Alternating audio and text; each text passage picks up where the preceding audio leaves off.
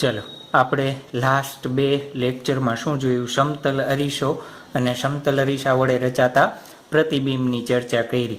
તો આજે આપણે શરૂઆત કરવા જઈ રહ્યા છે ગોળીય અરીસાની. કેની શરૂઆત કરીએ છીએ આપણે? ગોળીય અરીસો. કેમ ગોળીય નામ આપે છે? તો એક ધારો કે આ કાચનો ગોળો છે, કાચના ગોળામાંથી કાપેલને બનાવેલા અરીસાને શું કહીએ છીએ? ગોળીય અરીસો કહે છે. કેવી રીતના બનાવે? ધારો કે આખો ગોળો છે કેનો છે? કાચનો છે. હવે હું આ ભાગની સપાટી ઉપર શું કરું? કલર કરી દઉં, અથવા શું કરીએ આપણે? બ્લેક કલર કરી દઈએ, કોઈ પણ જાતનો શું કરી દઈએ? કલર કરી દઈએ. અને અંદરની જે ભાગ છે, આ અંદરનો ભાગ, એ અંદરના ભાગમાં આપણે શું કરીએ? ચાંદીનો ઢોળ ચડાવી દઈએ. શું કરી દઈએ? ચાંદીનો ઢોળ ચડાવી દઈએ. તો શું થઈ જશે? આપણા માટે એ અરીસો બની જશે. ચાલો, એ જ રીતના અરીસાના તમને ખબર છે, ગોળીય અરીસાના બે પ્રકાર છે. તમે ઓલરેડી 10th સ્ટાન્ડર્ડમાં સ્ટડી કરી ગયા છો. હવે ગોળાના હું આ ભાગમાં, આ જે અંદરની સપાટી છે, અહીંયા હું કલર કરી દઉં. કેવી સપાટીમાં? અંદરની સપાટીમાં હું કલર કરી દઉં તો આપણને શું થશે? કેવો અરીસો મળી જશે? બહિર્ગોળ અરીસો મળી જશે. કેવો મળી જશે? બહિર્ગોળ અરીસો. અને જ્યારે ગોળાની સપાટીના બહારના ભાગમાં આપણે કલર કરીએ તો આપણને કેવો અરીસો મળશે? અંતર્ગોળ અરીસો મળશે. ચાલો, તો અહીંયા જે મેં ડ્રો કર્યો છે, આ અરીસો કેવો ડ્રો કર્યો છે? અંતર્ગોળ અરીસો ડ્રો કરેલો છે. કેવો અરીસો ડ્રો કરેલો છે? અંતર્ગોળ. અને અહીંયા જે ડ્રો કરેલો છે એ અરીસો કેવો ડ્રો કરેલો છે? બહિર્ગોળ અરીસો ડ્રો કરેલો છે. કેવો ડ્રો કર્યો છે? બહિર્ગોળ અરીસો. ચાલો, નામ આપી દે ક્યુ, ક્યુ ડેશ, ક્યુ, ક્યુ ડેશ. આજે આપણે શું ચર્ચા કરવાની? જે તમે ઓલરેડી 10મામાં ભણી ગયા છો થોડું ઘણું, એનું શું કરશું?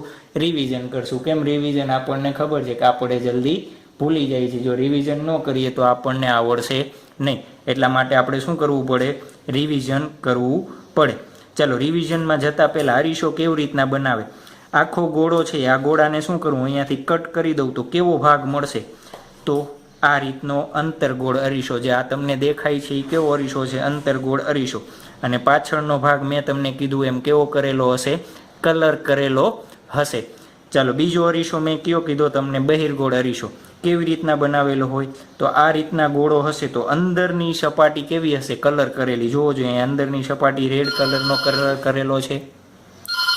આવી ગયો. કઈ રીતના અરીસો હશે? અરીસો આ રીતના હશે. અંદરનો ભાગ કલર કરેલો હશે. અને આ અરીસો કઈ રીતના હશે? આ રીતના. એનો બહારનો ભાગ કલર કરેલો હશે. આખા એક જ ગોળામાંથી શું કરેલા હોય? બે અલગ અલગ અરીસા બનાવેલા હોય. ચાલો, તમારે જાણવું હોય, તમને ખ્યાલ નથી કે કયો અંતર્ગોળ અને બહિર્ગોળ અરીસો છે, તો તમે તમારા હાથમાં લેશો અને આ રીતના તમે ટચ કરશો તો જે અરીસામાં અંદરની સપાટી કેવી દેખાય? ખાડો દેખાય. અને જે સપાટી ઉપસેલી દેખાય એ કેવો હશે? બહિર્ગોળ. અને જે ખાડાવાળી હશે એને શું કહેવાય? અંતર્ગોળ અરીસો. બીજી રીત, તમને ધારો કે એ રીતના નથી ખબર પડતી તો શું કરવાનું? આ રીતના બે અરીસા રાખી દેવાના. પછી જોવાનું, જે અરીસામાં તમારું ફેસ ક્લિયર અને આખું દેખાય. ધાર જોવો જોઈએ, અત્યારે મારું ફેસ કેમાં દેખાય છે? આ અરીસામાં દેખાય છે. તો આ અરીસો કેવો થશે? બહિર્ગોળ. આ અરીસામાં મારું ફેસ દેખાતું નથી તો આ અરીસો કેવો થશે આપણા માટે? અંતર્ગોળ અરીસો. કેમ ફેસ નથી દેખાતું એ આપણે ચર્ચા થોડીક વાર પછી કરવાના જ છીએ. પણ અત્યારે આપણે અરીસાની ઓળખ કરવી હોય તો કઈ રીતના? આ રીતના કરી શકાય. શું કે જે અરીસામાં તમારું ફેસ ક્લિયર દેખાય એ અરીસો કેવો હશે? બહિર્ગોળ. અને જેમાં ક્લિયર દેખાતું નથી એ કેવો હશે? આપણા માટે અંતર્ગોળ અરીસો હશે. જનરલી આપણે જે કારના અને વેહિકલના ની બધાના સાઈડ મિરર આવે એ અરીસો કેવો રાખેલો હોય? આપણે બહિર્ગોળ અરીસો રાખેલો હોય છે. ચાલો, આટલું ખ્યાલ આવી ગયો. કયો અરીસો અંતર્ગોળ અરીસો હશે અને કયો અરીસો બહિર્ગોળ અરીસો હશે? તમને ખ્યાલ આવી જશે. ચાલો, હવે આપણે થોડી ઘણી શું જોવાની છે? એની વ્યાખ્યા જોવાની છે. શું જોવાનું છે? વ્યાખ્યા જોવાની છે. ચાલો, પહેલી વ્યાખ્યાથી શરૂઆત કરીએ આપણે. દર્પણ મુખ. કઈ વ્યાખ્યા? પહેલી જ વ્યાખ્યાથી શરૂઆત કરીએ. આ બધી વ્યાખ્યા તમારે નોટ કરવાની છે. ચાલો, દર્પણ મુખ. જુઓ, જે અમારી પાસે અંતર્ગોળ અરીસો છે તો અંતર્ગોળ અરીસાના આટલા જ ભાગમાં મને પ્રતિબિંબ દેખાશે, અથવા પ્રકાશના કિરણો કે વસ્તુ કે જે હશે એ આટલા જ ભાગમાં દેખાશે આપણને. તો આ જે આ ભાગ છે એ આખા ભાગને આપણે શું કહેશું? અરીસાનું દર્પણ મુખ. મુખ એટલે એનો ફેસ. તો આ ભાગને આપણે શું કહેશું? દર્પણ મુખ. ચાલો આકૃતિમાં મારે દર્પણમુખ બતાવવું હોય તો કેવી રીતના બતાવી શકાય? તો ક્યુ થી લઈને ક્યુ ડેશ જેટલો ભાગ છે એને શું કહેવાય? દર્પણમુખ. ખાસ ધ્યાન રાખજો, આપણે ડ્રો આ રીતના કરશું પણ હકીકતમાં અરીસો કેવો હશે? આ રીતના આખો ગોળ હશે. વળી તમે લેબમાં જાઓ ને એમ ન કહેતા સાહેબ તમે તો આવો ડ્રો કરાવ્યો, તો એવી વસ્તુ તો ક્યાંય છે નહીં. પ્રેક્ટિકલ અરીસામાં ખાસ ધ્યાન રાખવાનું. તમને એમ કહે કે અંતરગોળ અરીસો અને બહિર્ગોળ અરીસો કયો છે તો તમને આવડી જવું જોઈએ. ચાલો દર્પણમુખ. આ અરીસો હું આમ રાખું તો જુઓ જોઈએ, આ અરીસાનું દર્પણમુખ થશે મારા માટે. તો આ એ જ મેં ડ્રો કરેલું છે. તો દર્પણમુખ શું લખી શકાય આપણે? અરીસાની વર્તુળાકાર ધાર, જે આ વર્તુળાકાર ધારનો વ્યાસ ક્યુ થી ક્યુ ડેશ, એને આપણે શું કહેશું? અરીસાનું દર્પણમુખ. ચાલો અરીસાની વર્તુળાકાર ધારના વ્યાસ ક્યુ થી ક્યુ ડેશ ને અરીસાનું શું કહેશું આપણે? દર્પણમુખ કહે છે. શું કહે છે? દર્પણમુખ કહે છે. ચાલો ત્યારબાદ બીજી વ્યાખ્યા. ચાલો ત્યારબાદ ધ્રુવ. ધ્રુવને આપણે શું કહેશું? કેપિટલ પી કહેશું. કોને કહેવાય ધ્રુવ? તો જે અરીસાનું આ દર્પણમુખ છે એ દર્પણમુખના મધ્ય ભાગને, એટલે મધ્ય બિંદુને, અરીસાની સપાટીના મધ્ય બિંદુને, ધારો કે અહીંયા મધ્ય બિંદુ છે તો એને શું કહેશું આપણે? દર્પણમુખ પી. તો અહીંયા બહિર્ગોળ અરીસો છે તો એના માટે શું થશે? અહીંયા પી. આ આકૃતિમાં બનાવવું હોય તો આ મધ્ય ભાગ છે આ પી, અહીંયા મધ્ય ભાગ છે પી. તો વ્યાખ્યા પણ એ જ રીતના લખવાની. કેવી રીતના? અરીસાની સપાટીના મધ્ય બિંદુને, અરીસાની સપાટીના મધ્ય બિંદુને અરીસાનું શું કહેવાય? ધ્રુવ કહેવાય છે. અરીસાનું ધ્રુવ કહે છે. ચાલો ત્યારબાદની વ્યાખ્યા આપણે બનાવવાની છે વક્રતા કેન્દ્ર સી. કઈ વ્યાખ્યા બનાવવાની છે આપણે? વક્રતા કેન્દ્ર સી. ચાલો વક્રતા કેન્દ્ર કોને કહેવાય? જે અરીસો આ ગોળામાંથી બનાવેલો છે તો આ ગોળાના કેન્દ્રને આપણે શું કહેશું? વક્રતા કેન્દ્ર. કેવી રીતના વ્યાખ્યા આપવામાં આવે? કે જે ગોળામાંથી અરીસો બનાવેલો હોય એ ગોળાના કેન્દ્રને આપણે શું કહેશું? વક્રતા કેન્દ્ર સી કહે છે. ચાલો લખી નાખીએ. જે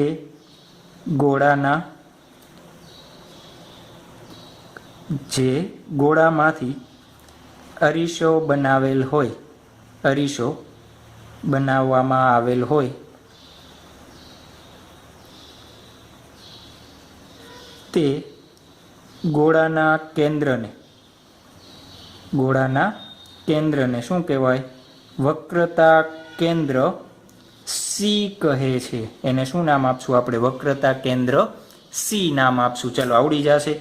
તો અહીંયા મારે વક્રતા કેન્દ્ર બનાવવું છે તો કઈ રીતના લઈ લઈએ આપણે? અહીંયા શું કરી દઈએ આપણે? વક્રતા કેન્દ્ર સી. અને આ ગોળો છે તો આ રીતના આમ ગોળો બનશે. નો ખ્યાલ આવે તો તમારે આ રીતના ગોળો હશે ને, આ ભાગ છે તો એના માટે ક્યાં છે? પાછળની બાજુ. તો આપણે શું કરીએ? અહીંયા વક્રતા કેન્દ્ર સી બનાવી દીધું. શું બનાવી દીધું આપણે? વક્રતા કેન્દ્ર સી.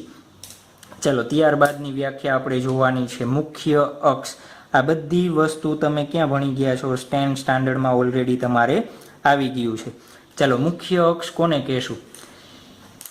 ધ્રુવ અને વક્રતા કેન્દ્રમાંથી પસાર થતી કાલ્પનિક રેખાને, જે મેં અહીંયા ઓલરેડી બનાવેલી જ છે, બંને અરીસા માટે કોમન છે. ચાલો શું કહેશું? ધ્રુવ અને વક્રતા કેન્દ્રમાંથી પસાર થતી કાલ્પનિક રેખાને આપણે શું કહેશું? મુખ્ય અક્ષ કહેવાય. ચાલો શું કીધું આપણે? ધ્રુવ અને વક્રતા કેન્દ્રમાંથી પસાર થતી કાલ્પનિક રેખાને, કેવી? કાલ્પનિક રેખાઓ આપણે કલ્પેલી છે, ઓલરેડી કાંઈ હોય નહીં. જોવો જોઈએ આરીસો છે આમાં ક્યાંય મુખ્ય અક્ષ દેખાય છે? નથી દેખાતી. પણ આપણે શું કરીએ? જ્યારે સ્ટડી કરવો હોય તો આપણે શું કરવી પડે? કલ્પના કરવી પડે અને ડ્રો કરવી પડે. એટલે શું લખ્યું? કાલ્પનિક રેખાને શું કહે છે? મુખ્ય અક્ષ કહે છે. ચાલો હું જોઈન કરી દઉં અત્યારે મુખ્ય અક્ષ આકૃતિમાં. કેવી રીતના થશે? આપણા માટે આ શું થઈ જશે? મુખ્ય અક્ષ. ચાલો અહીંયા બહિર્ગોળ અરીસો છે એના માટે બનાવ્યું હોય તો આપણા માટે શું થઈ જશે? આ રીતના મુખ્ય અક્ષ થઈ જશે. આ રીતના શું થઈ જશે આપણા માટે? મુખ્ય અક્ષ. ચાલો આ કયો અરીસો છે? અંતર્ગોળ અરીસો છે. કેવો છે? અહીંયા અંતર્ગોળ અરીસો. અને અહીંયા કેવો છે? આ બહિર્ગોળ અરીસો છે. કેવો છે? બહિર્ગોળ અરીસો. બંનેની ચર્ચા આપણે સાથે કરતા જઈએ છીએ, અલગ અલગ કરવાની જરૂર છે નહીં. બંનેમાં વ્યાખ્યા કેવી છે? સમાન છે, એટલા માટે કાંઈ અલગ ચર્ચા કરવાની જરૂર છે નહીં. ચાલો ત્યારબાદની વ્યાખ્યા, વક્રતા ત્રિજ્યા. શું લખીએ આપણે? વક્રતા ત્રિજ્યા કોને કહેવાય? જોવો જોઈએ. જે ગોળામાંથી અરીસો બનાવેલો હોય એ ગોળાની ત્રિજ્યાને શું કહેવાય? વક્રતા ત્રિજ્યા કહેવાય. બીજા શબ્દોમાં કેવું હોય તો ધ્રુવ અને વક્રતા કેન્દ્ર વચ્ચેના અંતરને શું કહેવાય? વક્રતા ત્રિજ્યા. જોવો જોઈએ, આટલી ત્રિજ્યા લઈને જ ગોળો બનાવેલો છે. કેટલી? સી થી પી જેટલી ત્રિજ્યા લઈને જ આખો આ ગોળો બનેલો છે ને. તો વક્રતા ત્રિજ્યા કોને કહેવાય? કે જે ગોળામાંથી અરીસો બનાવવામાં આવ્યો હોય તે, જે ગોળામાંથી અરીસો બનાવવામાં આવે, અરીસો બનાવવામાં આવે તે ગોળાની ત્રિજ્યાને, તે ગોળાની ત્રિજ્યાને શું કહીએ છીએ આપણે? વક્રતા ત્રિજ્યા. શું કહેશું એને? Capital R. તમારે સિમ્બોલ યાદ રાખવાના છે. આપણે આખા ચેપ્ટરમાં કેપિટલ આર ને એફ ને જ યાદ રાખશું તો તમને આવડવું જોઈએ. વક્રતા ત્રિજ્યા આર કહે છે. બીજા શબ્દોમાં કેવું હોય તો સી અને પી વચ્ચેના અંતરને, કેના? સી અને પી વચ્ચેના અંતરને શું કહેવાય? વક્રતા ત્રિજ્યા કહે છે. શું કહે છે? વક્રતા ત્રિજ્યા કહે છે. ચલો આ 4 વ્યાખ્યા સમજાય, 5 વ્યાખ્યા સમજાઈ ગઈ. દર્પણ મુખ. અરીસાનો જે ભાગ હોય એને શું કહેશું આપણે? દર્પણ મુખ. ધ્રુવ. અરીસાના મધ્ય બિંદુને શું કહેશું? ધ્રુવ. વક્રતા કેન્દ્ર. જે ગોળામાંથી અરીસો બનાવેલો હોય એ ગોળાના કેન્દ્રને આપણે શું કહેશું? વક્રતા કેન્દ્ર. મુખ્ય અક્ષ. વક્રતા કેન્દ્ર અને ધ્રુવમાંથી પસાર થતી કેવી રેખા? કાલ્પનિક રેખાને આપણે શું કહેશું? મુખ્ય અક્ષ. ચાલો વક્રતા ત્રિજ્યા આર. જે ગોળામાંથી અરીસો બનાવેલો હોય એ ગોળાની ત્રિજ્યા કેટલી? સી થી પી જેટલી ત્રિજ્યાને આપણે શું કહીએ છીએ? વક્રતા ત્રિજ્યા કહીએ છીએ. ચાલો હવે મેઇન વ્યાખ્યા તરફ આપણે જવાનું છે. મુખ્ય કેન્દ્ર. મુખ્ય કેન્દ્ર કોને કહેશું? કે જ્યારે અરીસાની સપાટી પર મુખ્ય અક્ષને સમાંતર કિરણો, કેવા? મુખ્ય અક્ષને સમાંતર કિરણ. ધારો કે આ મુખ્ય અક્ષ છે, હું આ મુખ્ય અક્ષને આ સમાંતર કિરણ આપાત કરીએ. ચાલો પાછું આપણે શું થશે? પરાવર્તનનો નિયમ આપણે કીધું હતું. શું કીધું હતું? કે ગોળીય સપાટી હોય એમાં કોઈ પણ બિંદુએ, ધારો કે આ બિંદુએ હું સપાટીને લંબ ડ્રો કરું તો હંમેશા કેમાંથી પસાર થાય?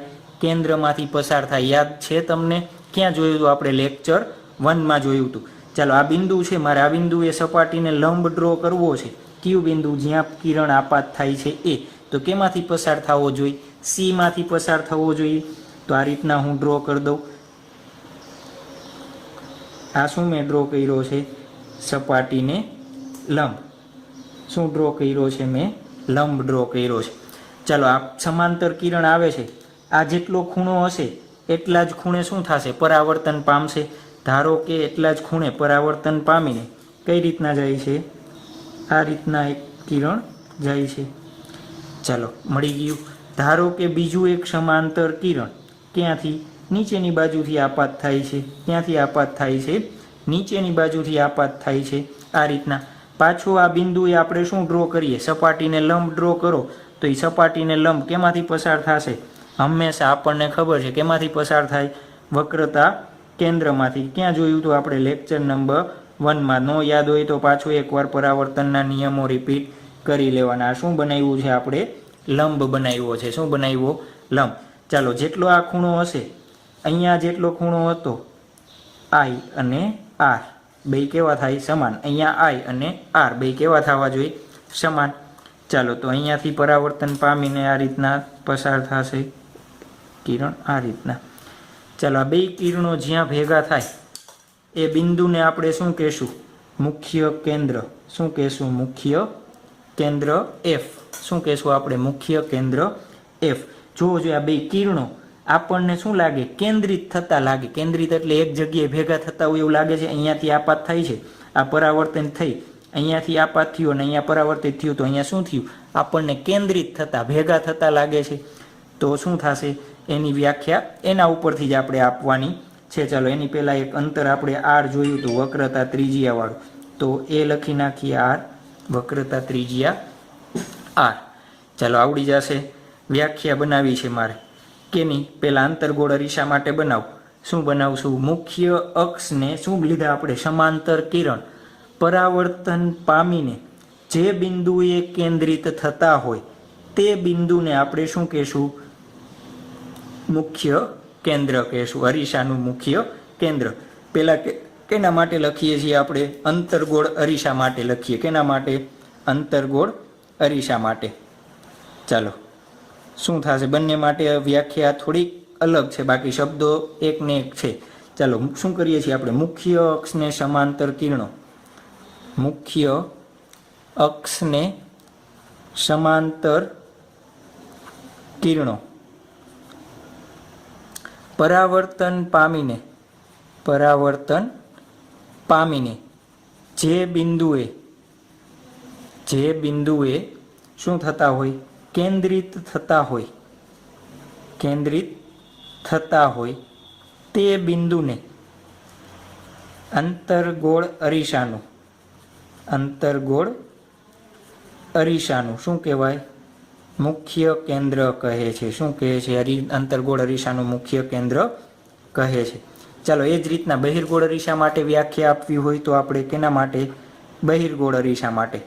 ચાલો બહિર્ગોળ અરીસા માટે વ્યાખ્યા આપવી છે તો શું કરશું? પાછું આપણે જે આ ફિગર છે અત્યારે આ પેજને થોડી વાર સાઈડમાં લઈ લઈએ. શું કરીએ? તો અહીંયાથી જ આપણે શું કરશું?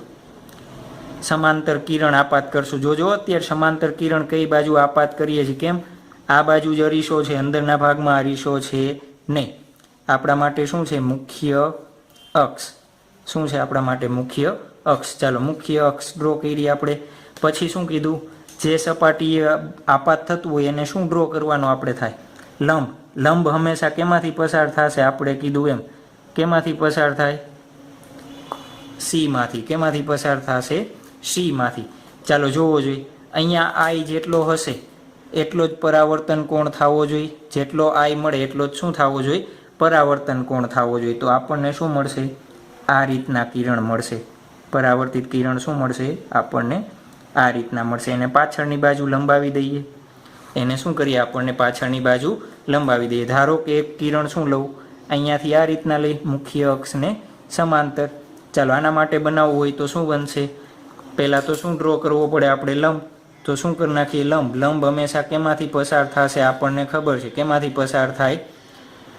મુખ્ય કેન્દ્રમાંથી થશે? નહીં. કેમાંથી થાય? વક્રતા કેન્દ્રમાંથી. ચાલો શું કરવું છે આપણે? પરાવર્તિત કિરણ. તો પરાવર્તિત કિરણ આ રીતના આપણને મળશે અહીંયા. તો એને પાછળની બાજુ આપણે લંબાવી દઈએ. જોવો જોઈએ આ બિંદુ કેવું છે? આ બિંદુ કેવું મળે છે આપણને? અપકેન્દ્રિત થતું હોય ત્યાંથી કિરણો બહાર આવતા દેખાય છે. અહીંયા શું થાય છે? કિરણો અંદર જતા દેખાય છે. શું થાય છે? આ કિરણો અંદર જતા. એટલે શું શબ્દ વાપરો આપણે? કેન્દ્રિત થતા. અહીંયા જોવો જોઈએ એ કેન્દ્રમાંથી બહાર આવતા કિરણો દેખાય આપણને. શું દેખાય? કેન્દ્રમાંથી બહાર આવતા કિરણો. તો શું શબ્દ વાપરશું આપણે? અપકેન્દ્રિત. તો આ વ્યાખ્યા સેમ ટુ સેમ આ જ. મુખ્ય અક્ષને સમાંતર કિરણો પરાવર્તિત પામીને જે બિંદુએ શું શબ્દ વાપરી દેવાનો? અપકેન્દ્રિત થતા હોય તે બિંદુને બહિર્ગોળ અરીસાનું શું કહે છે? મુખ્ય કેન્દ્ર કેપિટલ એફ કહે છે. આવડી જશે. તો એ વ્યાખ્યા તમારે શું છે? જાતે લખી લેવાની. શું કરી લેવાનું? જાતે લખી લેવાની. ચાલો આવડી જશે. સરસ. ત્યાર પછીની વ્યાખ્યા જોવાની છે આપણે ફોકલ પ્લેન. નામ અઘરું છે પણ કાંઈ છે નહીં. મુખ્ય કેન્દ્રમાંથી પસાર થતું. કેમાંથી? ખાસ શબ્દો સાંભળજો. મુખ્ય કેન્દ્રમાંથી પસાર થતું અને મુખ્ય અક્ષને લંબ. શું શબ્દ કીધો મેં? મુખ્ય કેન્દ્રમાંથી પસાર થતું. તો આ મુખ્ય કેન્દ્રમાંથી પસાર થતું અને મુખ્ય અક્ષ, જે આ મુખ્ય અક્ષ છે એને શું લેવાનું? લંબ. તો આ લંબ અહીંયાથી હું આ રીતના ડ્રો કરી શકું. મુખ્ય અક્ષને લંબ.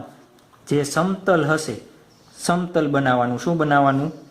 સમતલ બનાવવાનું છે. શું બનાવવાનું છે? સમતલ. તો આ સમતલ કેવી રીતના હશે? ધારો કે આ મુખ્ય અક્ષ છે એને લંબ સમતલ એટલે આ રીતના સમતલ. આ મુખ્ય કેન્દ્ર ધારો તો આ રીતના સમતલ હશે. કઈ રીતના? આ રીતના. તમારે આ આખી સપાટી કન્સિડર કરવાની, પણ કેવી રીતના રાખી હશે? આ રીતના રાખેલ હશે. બંને અરીસા માટે વ્યાખ્યા સેમ છે, તો હું આમાં કંઈ ડ્રો કરતો નથી. ચાલો, શું વ્યાખ્યા કીધી આપણે? કઈ વ્યાખ્યા કીધી? ફોકલ પ્લેનની. શું કીધું? મુખ્ય કેન્દ્રમાંથી પસાર થતા અને મુખ્ય અક્ષને લંબ કેવું? સમતલ. મુખ્ય અક્ષને લંબ હોય તેવા સમતલને શું કહેવાય છે? ફોકલ પ્લેન કહે છે. શું કહે છે? ફોકલ પ્લેન કહે છે. ચાલો, ત્યારબાદની વ્યાખ્યા કેન્દ્ર લંબાઈ આવડે જ છે આપણને 10માં પણ. કેન્દ્ર લંબાઈ. ચાલો, કેન્દ્ર લંબાઈને આપણે શું કહેશું? સ્મોલ એફ કહેશું. શું કહેશું? Small F. ચાલો, કેન્દ્ર લંબાઈ કેને કહેશું આપણે? તો એફ અને પી વચ્ચેના અંતરને, જે એફ અને પી વચ્ચેનું અંતર છે એ અંતરને આપણે શું કહેશું? કેન્દ્ર લંબાઈ. પી એટલે ધ્રુવ, એફ એટલે મુખ્ય કેન્દ્ર. તો અરીસાના શું લખાય વ્યાખ્યા? અરીસાના ધ્રુવ અને મુખ્ય કેન્દ્ર વચ્ચેના અંતરને શું કહેવાય? કેન્દ્ર લંબાઈ એફ કહે છે. શું કહેવાય? કેન્દ્ર લંબાઈ એફ કહે છે. ચાલો, ત્યારબાદની વ્યાખ્યા છે એક પેરેક્સિયલ કિરણો. કઈ વ્યાખ્યા છે? પેરેક્સિયલ કિરણો. ચાલો, પેરેક્સિયલ કિરણો એટલે શું? સાવ સહેલું જ છે, કાંઈ છે નહીં. ચાલો, જો આ બે કિરણો આવે છે તો આ જ રીતના મુખ્ય અક્ષની એકદમ નજીક અને મુખ્ય અક્ષને જે સમાંતર કિરણો હોય એ બધાને આપણે શું કહેશું? પેરેક્સિયલ કિરણો કહેશું. શું કહેશું? પેરેક્સિયલ કિરણો. ચાલો, શું લખી શકાય?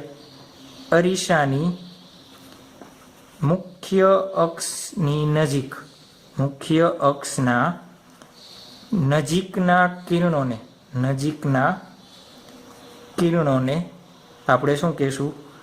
પેરેક્સિયલ કિરણો કહેવાય. શું કહેવાય?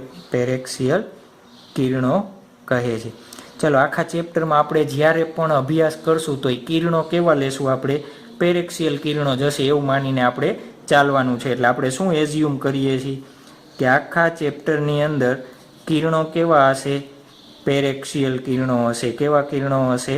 પેરેક્સિયલ કિરણો હશે. ચાલો, આવડી જશે વ્યાખ્યા? આવડી જશે બધી વ્યાખ્યા? સરસ. ચાલો, એકવાર ફરીથી રિપીટ કરી દઈએ કઈ કઈ વ્યાખ્યા છે.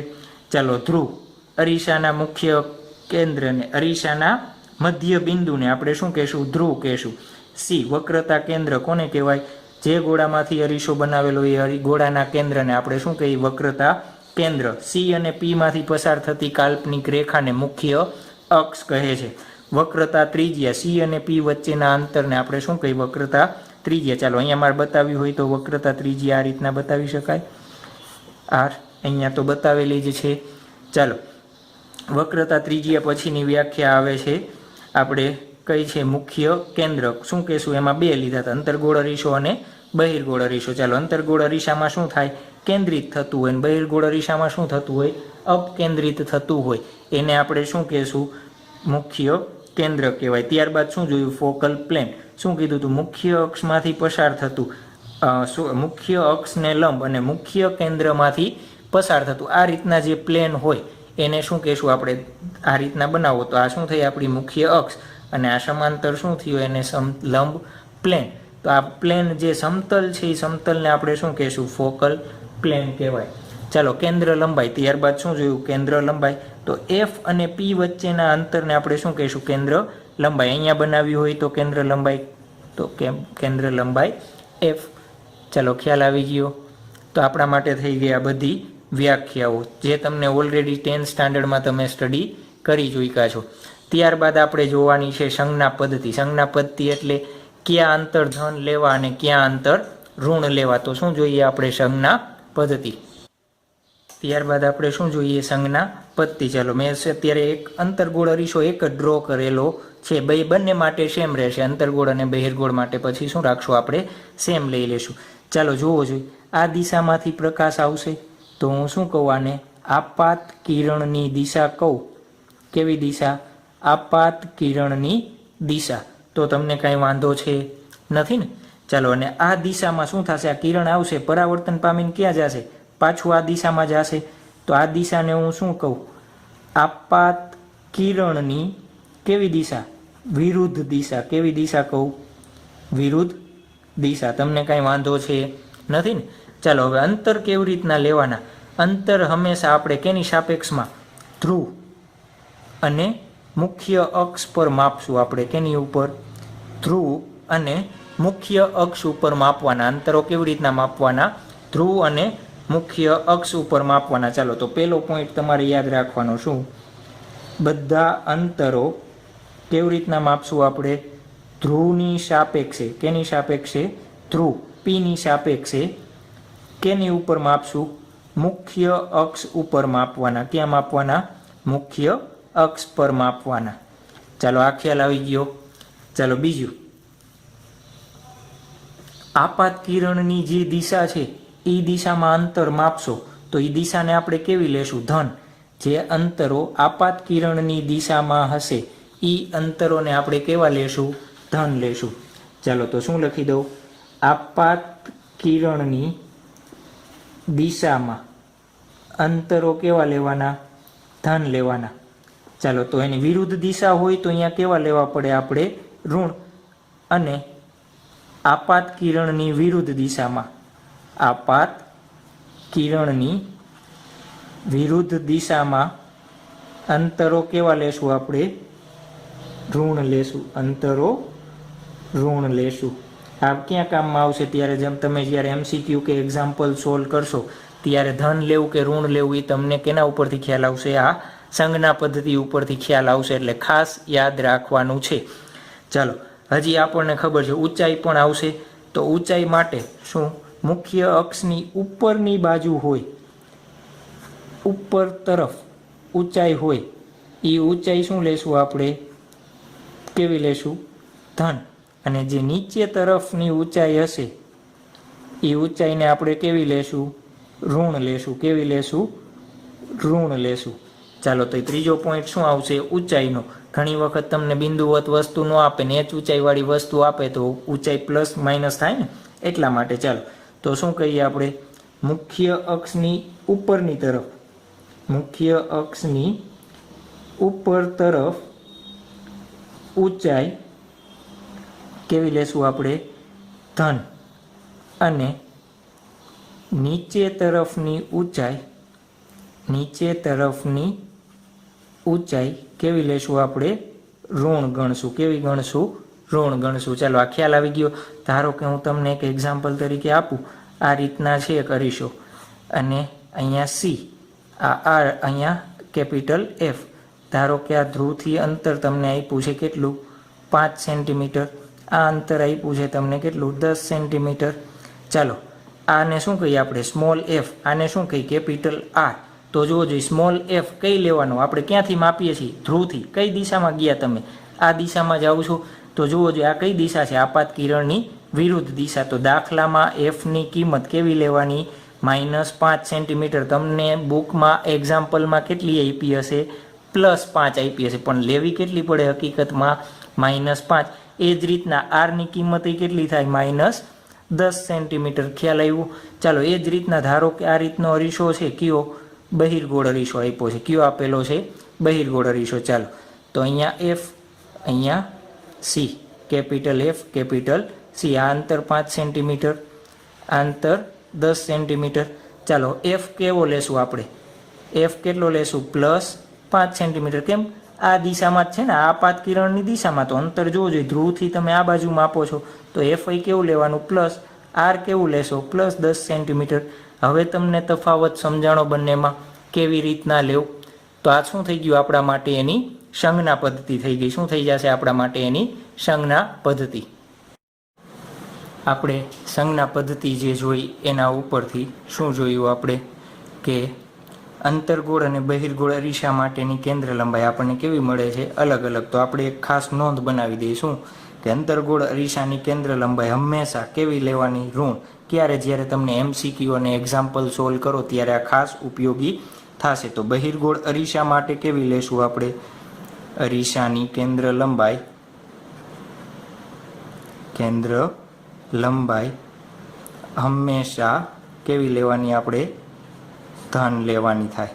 ક્યારે? જ્યારે MCQ અથવા એક્ઝામ્પલ કાઉન્ટ કરશું આપણે ત્યારે કેવી લેશું? Plus minus. જે આપણને અરીસો આપેલો હોય એના ઉપરથી આપણે પ્લસ માઇનસ લેશું. ચાલો, ત્યારબાદ આપણે અરીસાની કેન્દ્ર લંબાઈ અને વક્રતા ત્રિજ્યા વચ્ચેનો શું મેળવશું? સંબંધ મેળવશું. તમને ગુજરાત બોર્ડમાં ઘણી વખત ક્વેશ્ચન પણ પૂછાય શું કે અરીસા માટે કેન્દ્ર લંબાઈ અને વક્રતા ત્રિજ્યા વચ્ચેનો સંબંધ મેળવો. ત્રિજ્યા વચ્ચેનો સંબંધ મેળવો. 2 માર્ક્સમાં ક્વેશ્ચન પૂછાય. તો આ ચેપ્ટર થોડુંક શું છે, ઇમ્પોર્ટન્ટ છે. થિયરી પ્લસ MCQની દ્રષ્ટિએ તમારે બોર્ડના પેપરમાં અરાઉન્ડ 8 to 9 માર્ક્સની અંદરથી પૂછાશે. એમાં 4 માર્ક્સના MCQ અને 4 માર્ક્સની થિયરી અથવા એક્ઝામ્પલ હોઈ શકે. ચાલો, તો સાથે સાથે આપણે થિયરી પણ જોતા જશું. તો આ ક્વેશ્ચન પૂછાય કે અરીસા માટે કેન્દ્ર લંબાઈ અને વક્રતા ત્રિજ્યાનો સંબંધ મેળવો. તો કેવી રીતના આપણે મેળવશું? ચાલો, આપણે અંતર્ગોળ અરીસા માટે આપણે ડ્રો કરેલું છે. તો અંતર્ગોળ અને બહિર્ગોળ અરીસા બંને માટે કેવી મળશે? આપણને સમાન મળશે. તો આપણે શું કરશું? બંનેમાંથી એક માટે આપણે શોધી લઈએ. ચાલો, તો અત્યારે આપણે અરીસો કેવો લીધો છે? અંતર્ગોળ અરીસો આપણે લીધેલો છે. ચાલો, ધારો કે એક કિરણ, શું કરીએ આપણે? હું આપાત કરું. આ શું છે આપણા માટે? મુખ્ય અક્ષ. શું છે આપણા માટે? મુખ્ય અક્ષ. આપણને ખબર છે શું કે આ રીતના શું હશે? ધારો કે અહીંયા F કહી દે, અને શું કહી દે? P કહી દે, અને આને C કહી દે. અત્યારે આપણને ખબર છે નહીં કેવું છે રિલેશન. ચાલો, ધારો કે કોઈ એક કિરણ મુખ્ય અક્ષને સમાંતર શું થાય છે? અરીસા પર આપાત થાય છે. આ રીતનું શું થાય? મુખ્ય અક્ષને સમાંતર. ચાલો, આપણને ખબર છે કે મુખ્ય અક્ષને સમાંતર કિરણ, કાલ આપણે વ્યાખ્યા જોઈ હતી કેની? મુખ્ય કેન્દ્રની. કે મુખ્ય અક્ષને સમાંતર કિરણ જ્યારે કોઈ આપાત થાય તો એ પરાવર્તન પામીને ક્યાંથી પસાર થાય? મુખ્ય કેન્દ્ર F માંથી શું થાય છે? આ રીતના પસાર થાય છે. મુખ્ય કેન્દ્ર F માંથી શું થાય? પસાર થાય પરાવર્તન પામીને.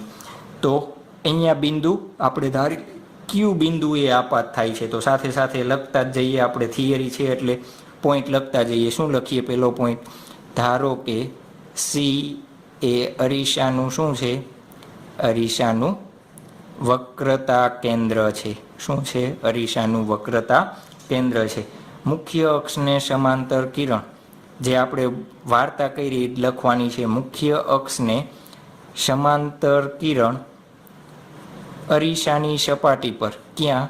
અરીસાની સપાટી પર Q બિંદુએ ક્યાં આપાત થાય છે? Q બિંદુએ આપાત થાય છે. ચાલો, આપણને ખબર છે Q બિંદુએ આપાત થયું તો આપણે કાલે જોયું હતું કે શું કે Q બિંદુએથી જે લંબ ડ્રો કરો તમે, એ લંબ કેમાંથી પસાર થશે? વક્રતા કેન્દ્રમાંથી. તો આ બિંદુનો હું લંબ ડ્રો કરું એ કેમાંથી પસાર થવો જોઈએ? વક્રતા કેન્દ્રમાંથી. તો આ શું થઈ ગયો? આપણે લંબ બનાવી લીધો. ચાલો, આપણને પરાવર્તનનો નિયમ ખબર છે. શું કે જે બિંદુએ આ આપાત કિરણ અને આ લંબ છે એ બંને વચ્ચેનો ખૂણો ધારો કે થીટા હોય તો પરાવર્તન કોણ એ કેટલાનો થશે? થીટાનો. તો આ ખૂણાનું માપ કેટલું થશે? થીટાનું માપ થશે. ચાલો, બીજો પોઈન્ટ શું લખશું?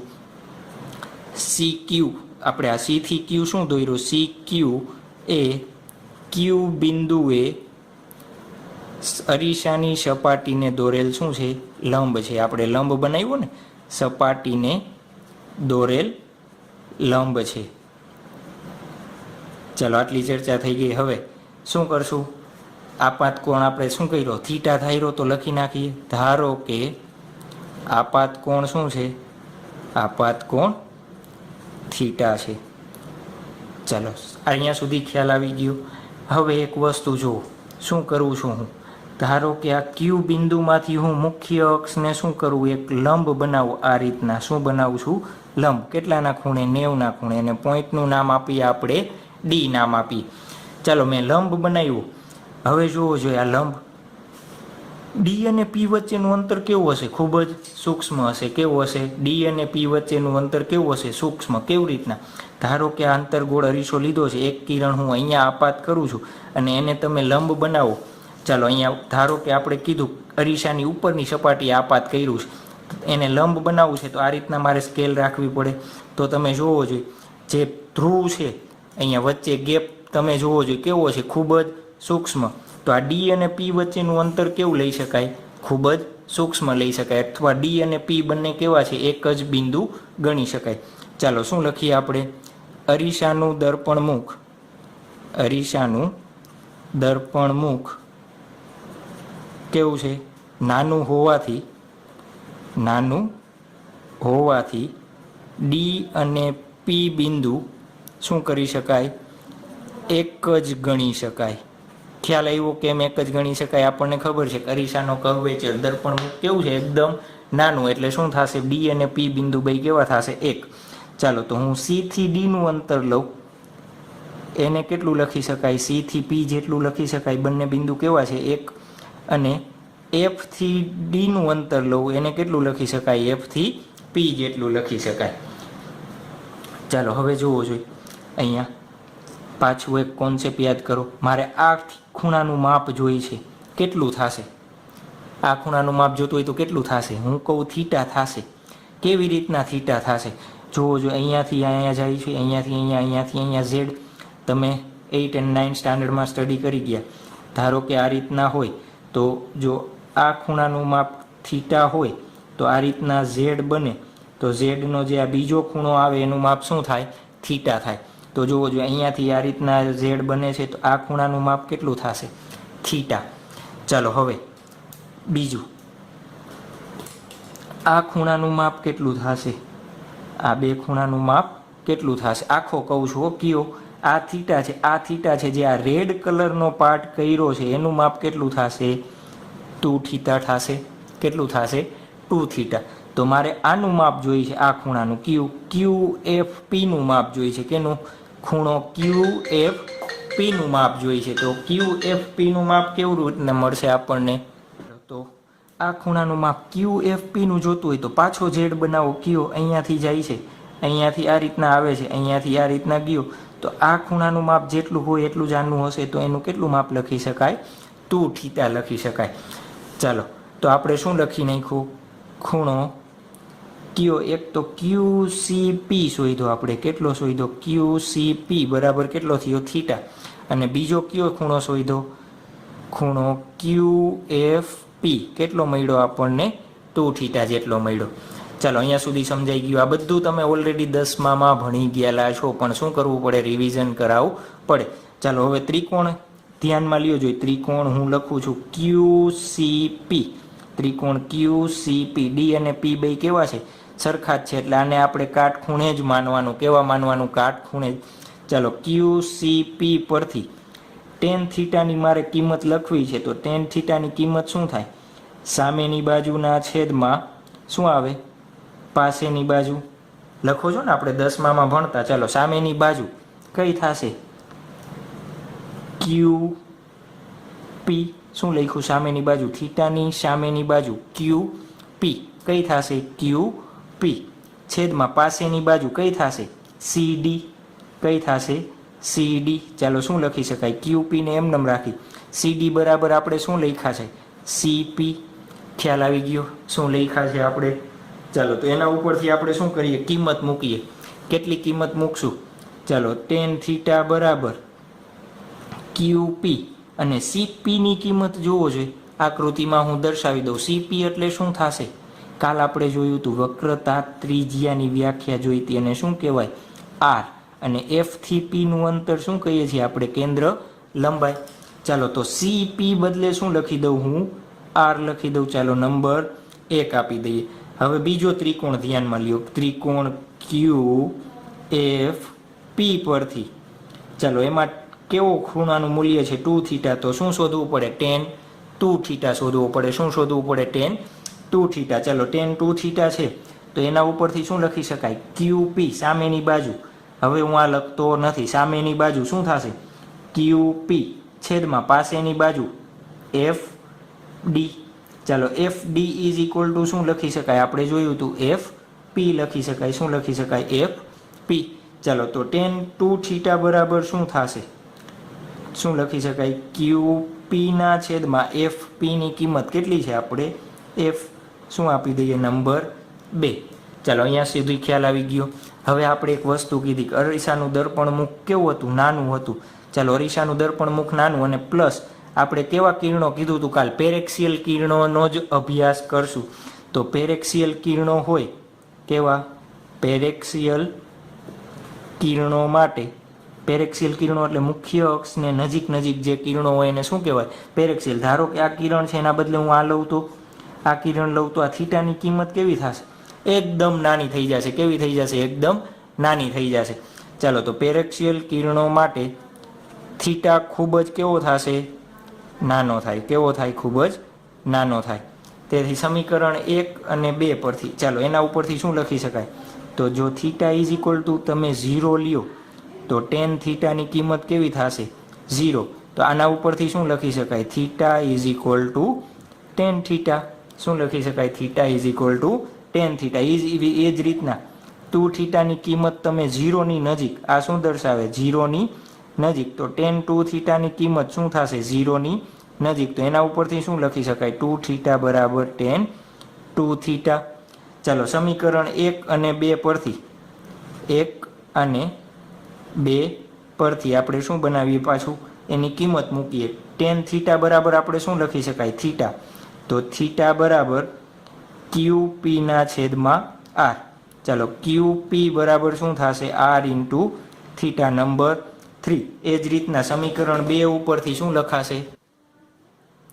ચાલો સમીકરણ 2 ઉપરથી શું લખી શકાય? 2 થીટા બરાબર QP બાય F. તો એના ઉપરથી શું લખી શકાય? QP બરાબર 2 થીટા F. નંબર 4.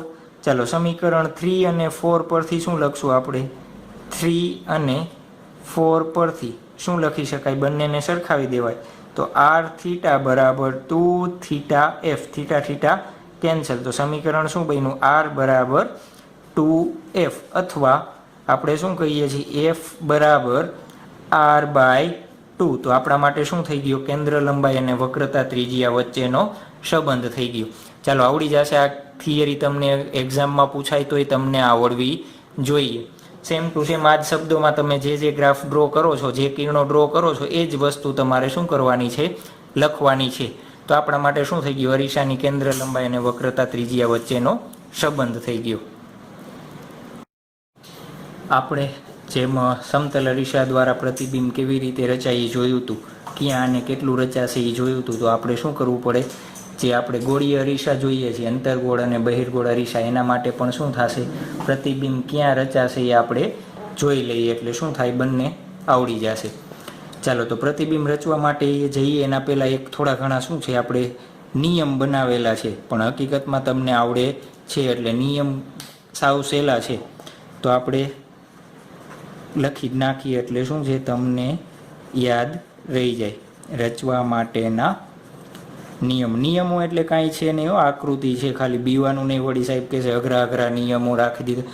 ચાલો અંતરગોળ અને બહિર્ગોળ બંને અરીસા માટે સમાન છે, તો આપણે અંતરગોળ અરીસા માટે લઈએ છીએ. ચાલો શું છે? એક અરીસો ડ્રો કરેલો છે, અંતરગોળ અરીસો ડ્રો કર્યો અને શું છે? આપણી આ મુખ્ય અક્ષ ડ્રો કરી. ચાલો હવે શું કીધું આપણે? ધારો કે આ શું છે? F અને આ C.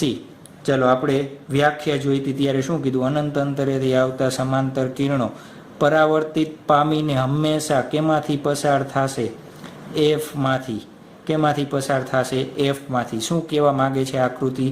મુખ્ય અક્ષને સમાંતર કિરણ પરાવર્તન પામીને કેમાંથી પસાર થાય? F માંથી પસાર થશે. આનો ઉપયોગ આપણે કરવાના છીએ પ્રેક્ટિકલી, ત્યારે તમને આવડવું જોઈએ. ચાલો નંબર 2. એ જ રીતના ધારો કે હું કોઈ એક કિરણ, આ જે આકૃતિ છે એમાં એફમાંથી પસાર કરું હું, કેમાંથી? એફમાંથી કોઈ એક પ્રકાશનું કિરણ આ રીતના શું કરીએ આપણે એફમાંથી આપાત કરીએ તો એ પરાવર્તન પામીને મુખ્ય અક્ષને કેવું જશે? હંમેશા સમાંતર જશે. આ યાદ રાખવાનું છે. પરાવર્તન પામીને મુખ્ય અક્ષને કેવું જશે? હંમેશા સમાંતર જવાનું છે. ચાલો નંબર 3. આ રીતના શું કરી દીધું આપણે? મુખ્ય અક્ષ, ગોળીય અરીસો. ચાલો ધારો કે કોઈ એક કિરણ હું કેમાંથી પસાર કરું? સી માંથી પસાર કરું. ચાલો સી માંથી પસાર કરીએ તો આપણને ખબર છે કે સી માંથી પસાર થતું કિરણ હંમેશા કેવું હશે? કોઈ પણ બિંદુએ લંબ હશે. તો લંબ હોય તો પાછું એમાં ને એમાં જશે. લંબ હોય તો શું થશે? જે દિશામાં આવે એ જ દિશામાં પાછું જશે. ચાલો ત્યારબાદ નંબર 4 અને લાસ્ટ શું કરશું આપણે? ચાલો બધા આવી ગયા છે. હવે એક જ પોઈન્ટ બાકી છે. કયો પોઈન્ટ બાકી છે? એફ લઈ લીધો, સી લઈ લીધો, સમાંતર લઈ લીધો. કયો પોઈન્ટ બાકી હશે? કયો જોઈ? ધારો કે આ ધ્રુવ પી. ધારો કે શું કરીએ આપણે? કોઈ એક પ્રકાશનું કિરણ આપણે કેમાંથી પાસ કરીએ? પી માંથી પાસ કરીએ. પ્રકાશનું કિરણ પી માંથી તમે પાસ કરો એટલે આ ખૂણો કેટલો થશે? થીટા. તો આ બિંદુએ સપાટીને લંબ, આ બિંદુએ સપાટીને લંબ કયો થશે? સી માંથી પસાર થતો, તો આ જ લંબ બનશે. તો પરાવર્તિત કિરણ કઈ રીતના? આ જ દિશામાં કેટલા ખૂણે મળશે આપણને? થીટા ખૂણે મળશે. તો આ એક થઈ ગયું નંબર 4. કેટલા થઈ ગયા? નંબર 4. આ તમારે 4 બેઝિક વસ્તુ યાદ રાખવાની છે. જ્યારે પણ આપણે રે ડાયાગ્રામ બનાવશું ત્યારે આ 4 વસ્તુનો આપણે શું કરશું? ઉપયોગ કરવાના છીએ. ચાલો ત્યારબાદ આપણે જોઈએ હવે શું કે અંતર્ગોળ અરીસા દ્વારા રચાતું પ્રતિબિંબ અને બહિર્ગોળ અરીસા દ્વારા રચાતું પ્રતિબિંબ. એની જતાં પહેલાં આપણે એક શું કરવાની છે? વ્યાખ્યા જોવાની છે કે અરીસાની રેખીય મોટવણી પૂછાય. શું પૂછાય? રેખીય મોટવણી. આનો ઉપયોગ આપણે બીજે પણ કરશું. તો અત્યારે આપણે જોઈ લઈએ. શું વ્યાખ્યા જોઈ લઈએ? પ્રતિબિંબની ઊંચાઈ, પ્રતિબિંબની ઊંચાઈ આપણે એને શું કહેશું? H dash. અને વસ્તુની ઊંચાઈ, વસ્તુનું ઊંચાઈ એને શું કહેશું આપણે? એચ ના ગુણોત્તરને રેખીય મોટવણી કહે છે. શું કહે છે? રેખીય મોટવણી કહે છે. ચાલો રેખીય મોટવણીને આપણે શું કહીએ છીએ? એમ કહીએ છીએ. તો એમ બરાબર શું થશે? એચ ડેશના છેદમાં એચ. આ એક વસ્તુ યાદ રાખવાની છે, કેમ કે આપણે આગળ જે અલગ અલગ કેસ જોશું એમાં મોટવણી કેટલી હોય તો ઘણી વખત તમને MCQમાં પૂછી નાખે ડાયરેક્ટ. તો આપણને ખ્યાલ હોવી જોઈએ. આનો ઉપયોગ આપણે પછી પણ સૂત્રનો ઉપયોગ કરશું. જ્યારે સૂત્ર તારવશું અરીસા માટે એમાં પણ આપણે આનો ઉપયોગ કરશું. ચાલો રેખીય મોટવણી એટલે શું? પ્રતિબિંબની ઊંચાઈ અને વસ્તુની ઊંચાઈના ગુણોત્તરને આપણે શું કહેશું? રેખીય મોટવણી કહેવાય. ચાલો ત્યારબાદ આપણે શું જોવાનું છે? અંતર્ગોળ અરીસા દ્વારા રચાતા પ્રતિબિંબ જોવાના છે. ચાલો આપણે અંતર્ગોળ અરીસા દ્વારા શું જોવાનું છે? પ્રતિબિંબ જોવાના છે. તો આપણે અલગ અલગ કેસ જોવાના છીએ. તો આપણે શરૂઆત કરીએ કેસ નંબર 2 થી. સાહેબ ડાયરેક્ટ 2 થી? હા 2 થી. કેમ? પહેલું પછી સમજાશે એટલા માટે. તો આપણે શરૂઆત કરીએ ક્યાંથી? 2 થી. ચાલો વસ્તુનું સ્થાન. વસ્તુનું સ્થાન એટલે વસ્તુને આપણે ક્યાં મૂકશું? એ. તો ઇન્ફાઇનાઇટ અને સીની વચ્ચે, ઇન્ફાઇનાઇટ અને સીના વચ્ચે મૂકશું. ધારો કે હું એક વસ્તુ ક્યાં મૂકીએ છીએ આપણે? અહીંયા આ રીતના. જોવો આ બાજુ ઇન્ફાઇનાઇટ છે અને આ સીની વચ્ચે. તો આ બાજુ ઇન્ફાઇનાઇટ અને આ સીની વચ્ચે એક વસ્તુ એ બી મૂકેલી છે. કેટલી? એ બી વસ્તુ, એક એચ ઊંચાઈની વસ્તુ એ બી મૂકેલી છે. ચાલો આપણે આનું પ્રતિબિંબ રચવું છે. ક્યાં મળશે? તો આપણે કીધું હતું એક કિરણ કેવું આપાત કરવાનું? સમાંતર આપાત કરવાનું. તમે વ્યવસ્થિત સ્કેલ માપ લઈને ડ્રો કરશો એટલે તમને પરફેક્ટ પ્રતિબિંબ મળશે. કેવી રીતના? ધારો કે આ પી થી એફ નું અંતર 2 લ્યો અને સી થી એફ નું અંતર કેટલું લેવાનું? 2 લેવાનું. ચાલો આપણને ખબર છે કે સમાંતર કિરણ પરાવર્તન પામીને કેમાંથી પસાર થશે? એફ માંથી પસાર થશે. આવડે જ છે ને? હમણાં જ આપણે 4 નિયમ બનાવ્યા. તો આ રીતના. ચાલો પાછું હજી એક કિરણ આપણે કેમાંથી આપાત કરીએ? એમાંથી. કેમાંથી પસાર કરશું આપણે? એફ માંથી પસાર કરું. કેમાંથી પસાર કરું? એફ માંથી. ચાલો તો એફ માંથી પસાર કરું આ રીતના. તમે પરફેક્ટલી ડ્રો કરશો એટલે તમને વ્યવસ્થિત જગ્યાએ પ્રતિબિંબ મળશે. મારે અત્યારે પરફેક્ટ સ્કેલમાં હશે નહીં. ચાલો, એ પરાવર્તિત પામીને કેવી રીતના જશે આપણને ખબર છે. અરીસાની મુખ્ય અક્ષ હોય એને સમાંતર, ન ખબર હોય તો આગળ આપણે નિયમ બનાવ્યા એ જોઈ લેવાના. આ રીતના જ્યાં બંને ભેગું થશે અહીંયા શું રચાશે? આપણું પ્રતિબિંબ રચાશે. ચાલો, અહીંયા આપણને કયો પોઈન્ટ મળ્યો? એ ડેશ. જોજો, એનું જ પ્રતિબિંબ મેળવ્યું ને આપણે, એ ડેશ. એવી જ રીતના તમારે બીનું પ્રતિબિંબ મેળવવું હોય તો તમે મેળવી શકો. કેવી રીતના? બીમાંથી એક કિરણ તમે આ દિશામાં જવા દો તો એની દિશામાં શું આવશે? પાછું આવશે ને? કંઈક નહીં આવે? આવશે. ચાલો, અને બીજું કિરણ બીમાંથી ધારો કે તમે અહીંયાથી આ રીતના જવા દો અને એ શું થશે? સપાટીને આ રીતના લંબ હોય તો પરાવર્તન પામીને પાછું ક્યાં મળશે? અહીંયા. પણ એના કરતાં આપણે શું કરીએ? ડાયરેક્ટ એને ઉપર જ જોઈન્ટ કરી દઈએ એટલે આ રીતના મળશે. તો અહીંયા શું મળશે આપણને? B dash. અહીંયા શું મળ્યું? A dash. જોવો જોઈએ પ્રતિબિંબ કેવું મળે છે આપણને. પ્રતિબિંબ કેવું મળે છે તો આપણે થોડી ઘણી એની વસ્તુ લખતા જશું. તો પ્રતિબિંબનું સ્થાન ક્યાં મળ્યું આપણને? સ્થાન જોવો જોઈએ સી અને એફની વચ્ચે. તો સી અને એફની વચ્ચે. ચાલો, બીજું પ્રતિબિંબનો પ્રકાર એટલે કેવું છે? વાસ્તવિક અને ઉલટું. જોવો જોઈએ વાસ્તવિક કેમ? અરીસાની સામેના ભાગમાં જ મળે છે એટલે પ્રતિબિંબ કેવું હશે? વાસ્તવિક. અને જોવો જોઈએ કેવું છે? ઉલટું. તમારે પ્રયોગ ઘરે કરવા હોય તો પણ થઈ શકે છે એટલે કરી લેવાના. ચાલો, પછી એનું કદ એટલે આની ઊંચાઈ છે એટલી જ આની ઊંચાઈ છે? ના. તો શું દેખાય છે? વસ્તુ કરતાં નાનું. કેવું મળે છે આપણને? વસ્તુ કરતાં નાનું. ચાલો, ત્યારબાદ આપણે જે મોટવણીની વ્યાખ્યા જોઈ એ રીતના મોટવણી. ચાલો, એમ ધારો કે એચ ડેશના છેદમાં એચ. આ એચ ડેશ અને આ શું થશે? એચ ડેશ એટલે આપણે શું કીધું? પ્રતિબિંબની ઊંચાઈ. અને એચ એટલે શું કીધું? વસ્તુની ઊંચાઈ. ચાલો, આ બીજું આપણે સંજ્ઞા પદ્ધતિ જોઈતી ત્યારે ઉપરની ઊંચાઈ કેવી લેવાની? પ્લસ. નીચેની ઊંચાઈ કેવી લેવાની? માઇનસ. ધારો કે તમે આ ઊંચાઈ માપી, કેટલી મળી? 3. -3. કેમ માઇનસ લીધી? મુખ્ય અક્ષની નીચેની ઊંચાઈ હોય એ કેવી લેવાની થાય? માઇનસ. ચાલો, આ ઉપરની ઊંચાઈ છે એ પ્લસ. તો હું આનું સાદુરૂપ આપું તો કેટલી મળશે? -0.5. તો જોવો જોઈએ મોટવણીની કિંમત કેવી છે? 1 કરતાં નાની. -1 અથવા માનાંક લઈ લ્યો તો શું થશે? <1. સમજાઈ ગયું આ? ચાલો, સરસ. હવે એ જ રીતના કેસ નંબર 2 બનાવીએ. આપણે શું બનાવીએ? Case number 3. સોરી, 2 થી શરૂઆત કરી છે ને? 2 બનાવીએ. ચાલો, વસ્તુનું સ્થાન ક્યાં રાખશું આપણે? સી ઉપર જ રાખીએ. વસ્તુને ક્યાં રાખશું આપણે? સી ઉપર જ રાખીએ. ચાલો, વસ્તુને આપણે સી ઉપર મૂકીએ. ધારો કે આ એચ ઊંચાઈની વસ્તુ આપણે આ રીતના સી ઉપર મૂકેલી છે. એ અને આ પોઈન્ટ બી કહી દઈએ. ચાલો, પાછળ શું કરીએ આપણે?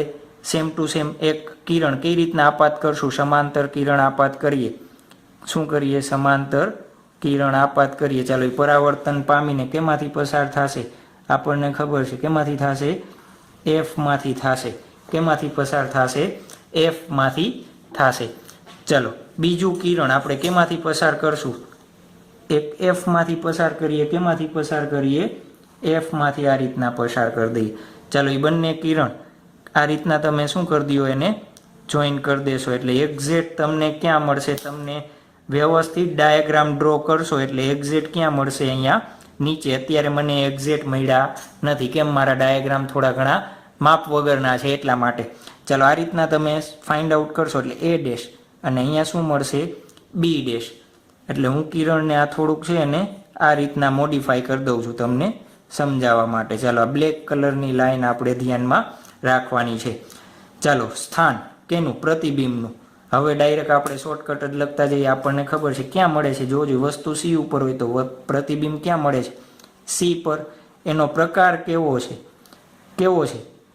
અરીસાની આ બાજુ છે એટલે વાસ્તવિક.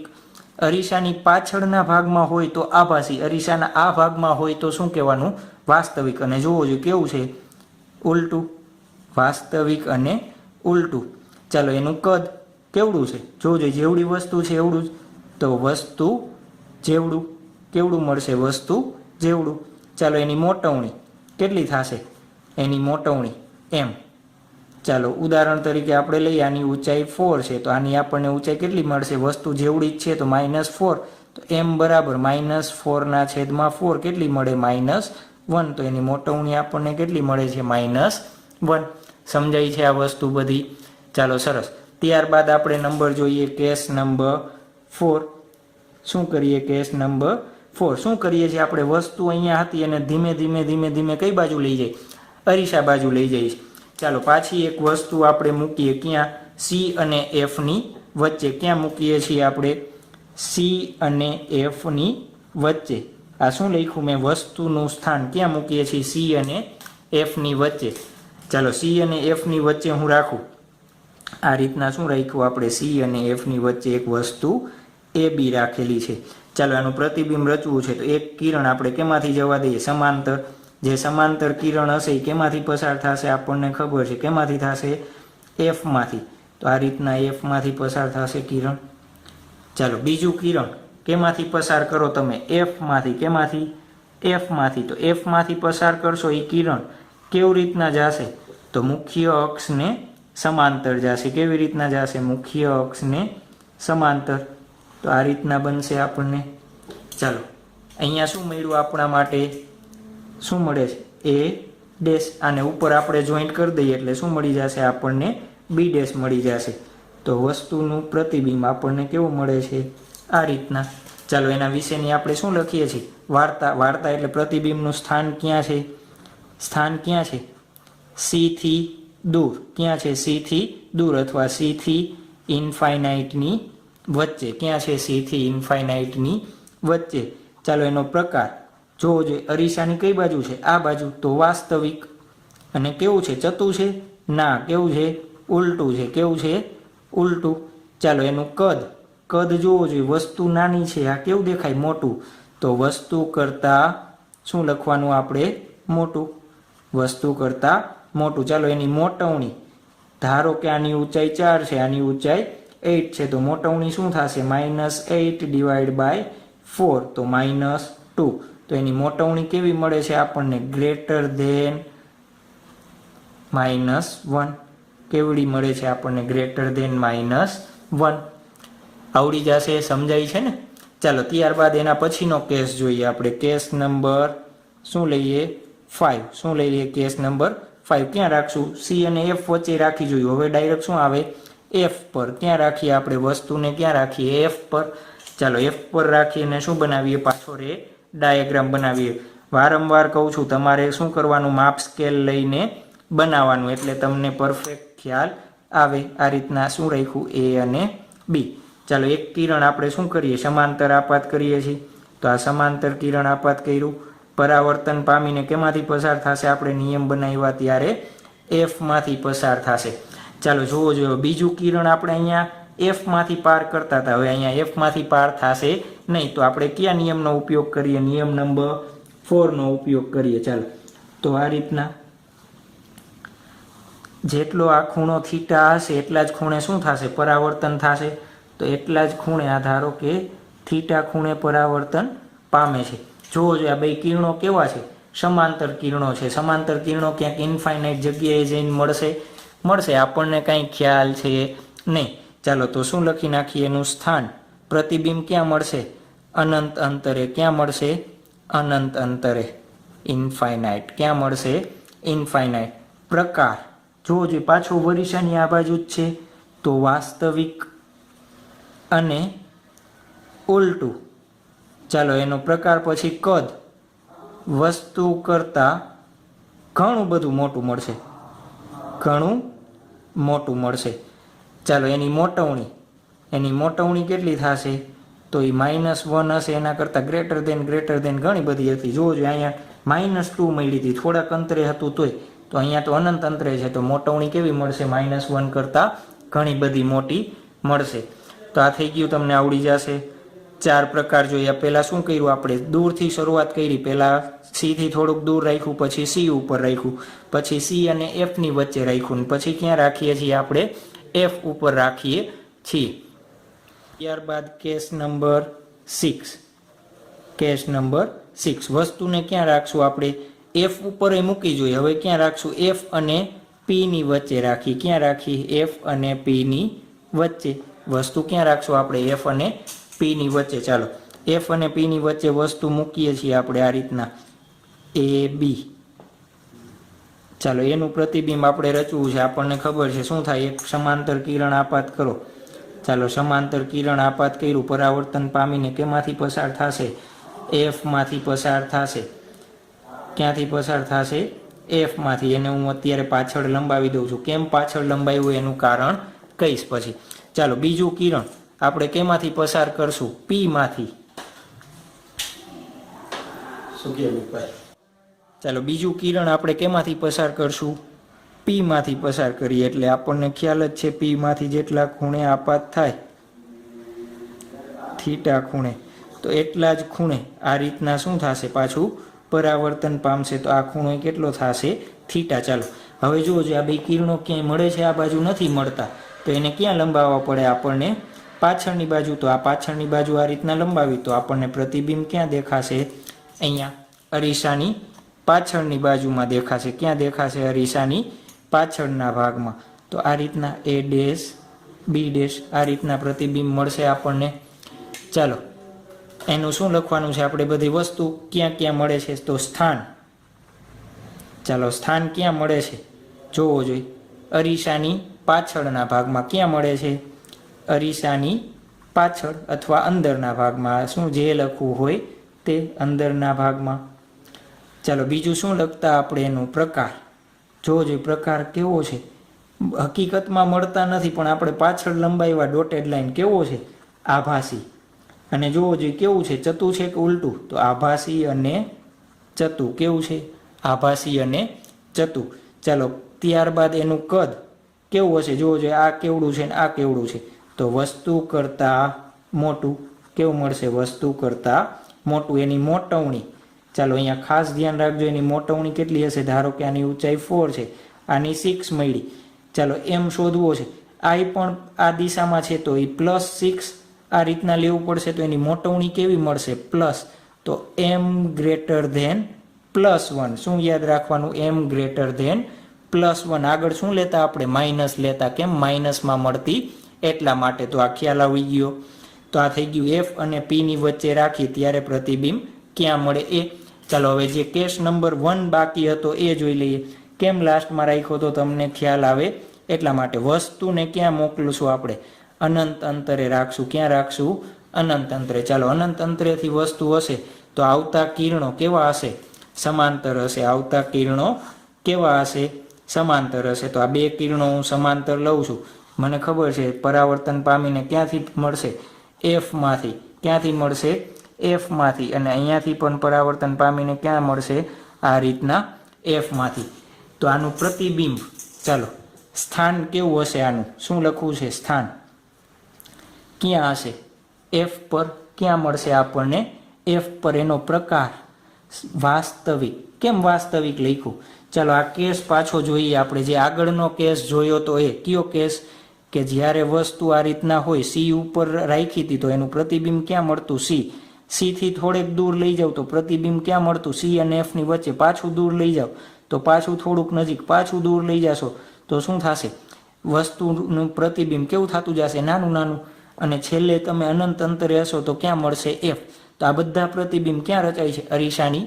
આ ભાગમાં તો વાસ્તવિક અને કેવું હશે ઉલટું હશે કેવું હશે ઉલટું હશે ચાલો એનું કદ કેવું હશે ખૂબ જ નાનું હશે કેવું હશે ખૂબ જ નાનું હશે ચાલો એનો મોટવણી તો મોટવણી કેવી થશે m લેસ ધેન -1 ખૂબ જ સૂક્ષ્મ છે તો h ડેશ ની કિંમત કેવી હશે નાની h ની કિંમત વધારે તો આપણને આન્સર કેવો મળશે 0.00 માં મળશે મોટવણી કેટલી મળે છે આપણને લેસ ધેન -1 તો આપણા માટે થઈ ગયો અંતર્ગોળ અરીસો તો અંતર્ગોળ અરીસાના કેસ માટે તમને વસ્તુ ગમે ત્યાં આપેલી હોય MCQમાં પૂછે તો તમને પ્રતિબિંબ ક્યાં મળે એ તમને હવે ખ્યાલ આવી જાવો જોઈએ ન આવડે તો શું કરવાનું રે ડાયાગ્રામ બનાવી નાખવાનો તો પણ તમને ખ્યાલ આવી જશે ચાલો ત્યારબાદ શું જોવાનું છે આપણે બહિર્ગોળ અરીસો બહિર્ગોળ અરીસામાં ખાલી બે જ કેસ છે એમાં કંઈ બહુ ઝાઝા છે નહીં શું જોવાનું છે આપણે? બહિર્ગોળ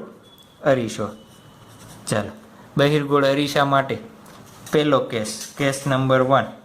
ચાલો, કેસ નંબર 1માં વસ્તુનું સ્થાન આપણે ક્યાં રાખશું? અનંત અંતરે રાખશું. ક્યાં રાખશું? અનંત અંતરે. ચાલો, અનંત અંતરે હશે. જેમ આ કેસ જોયો એ જ રીતના આ કેસમાં શું થશે? અનંત અંતરેથી આવતા કિરણો સપાટીને કેવા હશે? મુખ્ય અક્ષને સમાંતર. આ રીતે હશે. તો આ બે કિરણો મુખ્ય અક્ષને સમાંતર કિરણો આવે છે. ચાલો, આપણને ખબર છે કે કિરણો પરાવર્તન પામીને ક્યાંથી અપકેન્દ્રિત થતા હોય એવું લાગે. શબ્દ સાંભળજો, શું બોલું છું? અપકેન્દ્રિત થતા હોય એવા. તો અપકેન્દ્રિત ક્યાંથી થશે? એફમાંથી. તો આ રીતના ડ્રો કરી શકાય. એ જ રીતના અહીંયા માટે ડ્રો કરવું હોય તો ક્યાંથી અપકેન્દ્રિત થતા લાગે? એફમાંથી. તો અહીંયા આ રીતના ડ્રો કરી દઈએ. તો પ્રતિબિંબ ક્યાં રચાશે? એફ પાસે. ચાલો, સ્થાન ક્યાં હશે એનું? આપણે લખી નાખીએ. સ્થાન ક્યાં હશે? એફ પર. એનો પ્રકાર કેવો હશે? વાસ્તવિક અને ઉલટું. કેવો હશે? વાસ્તવિક અને ઉલટું. વાસ્તવિક હશે નહીં. અરીસાની જુઓ જે આ બાજુ છે, આપણે કીધું અરીસાના આ ભાગમાં હોય તો કેવું હોય? આભાસી. કેવું હશે? આભાસી. અને કેવું હશે? ચતું હશે. આભાસી અને ચતું હશે. ચાલો, એનું કદ કેવું હશે? નાનું. જે વસ્તુ હશે એના કરતાં કેવું હશે? સાવ નાનું. ચાલો, એની મોટવણી આપણે કીધું હતું આભાસી હોય તો મોટવણી કેવી હોય? પ્લસ હોય. પણ કેવી હશે? Less than 1. કેનાથી? +1થી. ચાલો, બીજો કેસ નંબર 2. ચાલો, વસ્તુનું સ્થાન ક્યાં રાખશું આપણે? અહીંયા ગમે ત્યાં રાખીએ. ક્યાં? જે આ મુખ્ય અક્ષ છે અહીંયા ગમે ત્યાં અરીસાની નજીક રાખીએ આપણે તો ચાલે. તો અક્ષ પર ગમે તે સ્થાને. અક્ષ પર ગમે તે સ્થાને. અક્ષ પર ગમે તે સ્થાને રાખીએ. ચાલો, ધારો કે ક્યાં રાખીએ છીએ? અહીંયા રાખીએ છીએ આપણે વસ્તુ AB. આ રીતના શું છે? રાખેલી છે. ચાલો, એક કિરણ આપણે શું કરીએ છીએ? સપાટીને સમાંતર આપાત કરશું. ચાલો, સપાટીને સમાંતર આપાત કરીએ એટલે આપણને ખબર છે ક્યાંથી? એફમાંથી અપકેન્દ્રિત થતું હોય એવું લાગશે. ચાલો, આ એફમાંથી શું થાય છે? અપકેન્દ્રિત થાય છે. તો આ રીતના હશે. ચાલો, આપણે પ્રતિબિંબ રચવા માટે કેટલા કિરણો જોઈએ? 2 કિરણો અત્યાર સુધી જોયું ને આપણે? 2 કિરણો લેતા. અને આપણે જ્યારે ફર્સ્ટ લેક્ચર જોયું હતું ત્યારે એમાં પણ નોટ કરેલી હતી. ચાલો, હવે એમાંથી મારે એક બીજું કિરણ કાઢવું છે. કેવી રીતના? ધારો કે હું સી માંથી પસાર થતું કિરણ કાઢું તો આ રીતના. તો આ શું થશે? અને પાછળ ડોટ કરીને લંબાવી દઈએ તો શું થશે? સી માંથી હશે તો આપણને ખબર છે કે જે રીતના જાતું હશે એને દિશામાં શું આવશે? પાછું આવશે. કેમ? વક્રતા કેન્દ્રમાંથી જે પસાર થાય એ સપાટીને શું હશે? લંબ હશે. એટલા માટે. તો પ્રતિબિંબ ક્યાં રચાશે? અહીંયા બંને ભેગું થાય છે ત્યાં. તો આ રીતના આપણે શું કરીએ? જોઈન્ટ કરી દઈએ A', B'. ચાલો, આના માટે બધા લખી નાખીએ. સ્થાન ક્યાં રચાય છે? જોવો જોઈએ. P અને Fની વચ્ચે. P અને Fના વચ્ચેના ભાગમાં. એનો પ્રકાર કેવો છે? અરીસાના આ ભાગમાં છે એટલે શું થશે? આભાસી. અને કેવું છે? ઉલટું. ના, કેવું છે? ચતું. દેખાય છે ને? A' ઉપર છે ને B ને B' નીચે છે. ચાલો, એનું કદ કેવું થશે? એનું કદ કેવું થશે? નાનું. વસ્તુ કરતાં નાનું. ચાલો, એની મોટવણી કેટલી થશે? I+ લેશો. I+ લેશો પણ આ કિંમત કેવી હશે? નાની છે. તો 0. સમથિંગ આવશે. તો એમની કિંમત <+1 આવશે. ચાલો, તો તમને હવે અંતર્ગોળ અને બહિર્ગોળ અરીસા દ્વારા રચાતા પ્રતિબિંબ એના વિશે ખ્યાલ આવી જાય. તમને ગમે તે MCQ પૂછાય તો તમને આવડી જવો જોઈએ. તો આવડી જશે. ચાલો, નેક્સ્ટ લેક્ચરમાં આપણે હવે મિરરની ફોર્મ્યુલા તરફ જાશું.